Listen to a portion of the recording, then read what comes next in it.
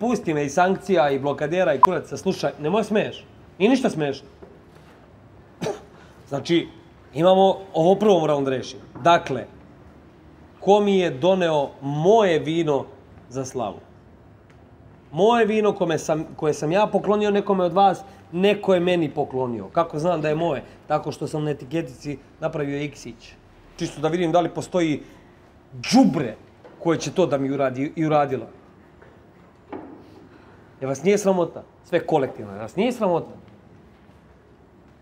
Tolike pare ste zaradili i sad ne možete da kupite jedno obično vino. I čokoladu, mogu misliti čija čokolada kod mene završi. Ne sjećam se kome sam ga dao, ali, neću da upirem prstom, ali 80% sam siguran da sam ga tebi, Ivici, dao za Svetog Haralampije prošle godine. Ako grešim, meni na čast.